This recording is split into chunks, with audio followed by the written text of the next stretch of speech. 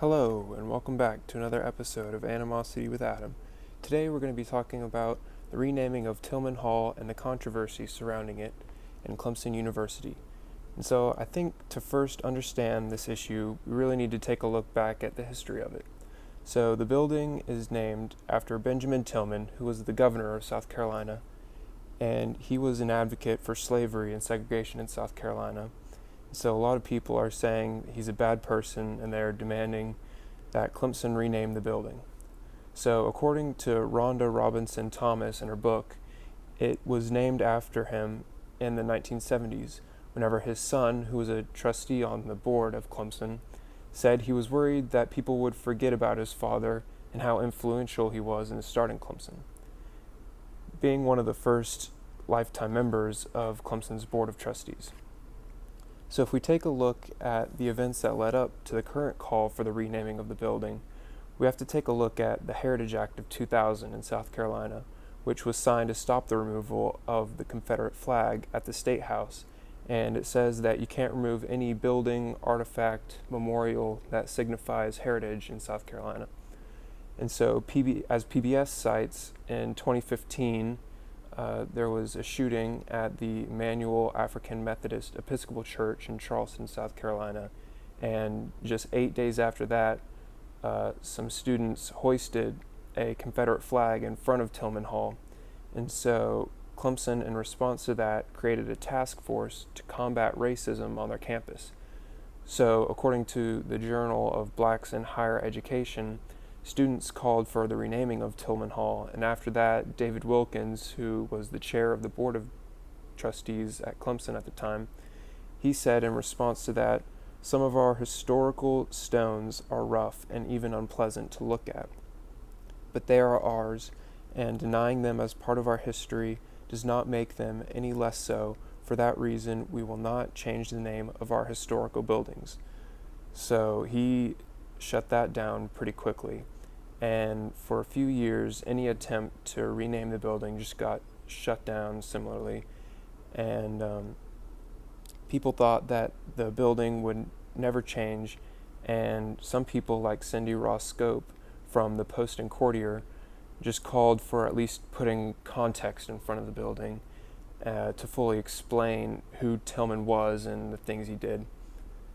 Well, then in 2020, after the death of George Floyd and the BLM protests, according to Inside Higher ED, some prominent NFL players like Deshaun Watson and DeAndre Hopkins, who went to Clemson, signed a petition to rename Calhoun Honors College, and that petition stated, "To change the name of the college, therefore, is not to erase history, rather it is to acknowledge our understanding of history has evolved, and to maintain the name, on the other hand, is to convey Clemson University's continued indifference toward a history of institutional racism and state-sanctioned violence against black life."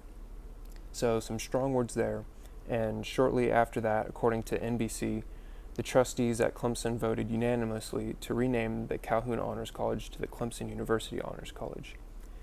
And they were able to do that because the Honors College isn't a physical building, so that doesn't fall under the Heritage Act of 2000. And so after they did that, efforts to rename Tillman Hall resurged. And according to the Greenville News, in response to that, the trustees made another unanimous decision to ask the South Carolina General Assembly to amend the Heritage Act, but that issue won't be decided by lawmakers until next year because of COVID. They're prioritizing that and the health and safety of South Carolinians. So according to thestate.com, President Clemens of Clemson actually thought that the renaming of the building was inevitable, but that the events that took place in 2020 just expedited the process, and he actually feels good about the chances to rename Tillman Hall. But according to the Greenville News, there are still 4 lawmakers in upstate South Carolina who are opposed to the renaming, and one of those, Mike Burns, said, "Where's it going to stop?" So he thinks if we rename Tillman Hall, then they're going to try and rename Wade Hampton High School and any other building like that that's named after someone who's a racist or a slave owner. And the state Senate President Harvey Peeler said that changing the name of a stack of bricks and mortar is at the bottom of my to-do list. So this is at the back of his mind right now with COVID and other important issues. So then another representative, Todd Rutherford, says that Clemson should change the name and just wait for somebody to sue them. So basically it just doesn't matter what the law says, but he doesn't think anybody's going to try and sue Clemson over the renaming. So basically, for this issue, there's 3 ways you can look at it. One is that we have to protect our history and not forget how we got here and how Clemson was founded.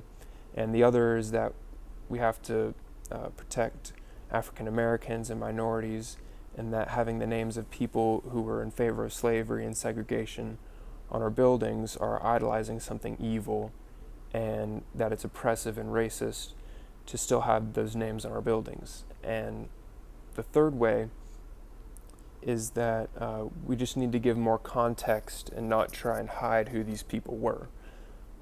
And so if we look back at the timeline, really any opposition to the name of Tillman Hall was shut down until very recently. And then it really did a 180. I mean, it's hard to even find news articles that still oppose the renaming of the building. And I don't know if that's just because no reporters are willing to do that in fear of being labeled racist, or if that's just the way they all feel now. But really the only place you see opposition is from state legislators.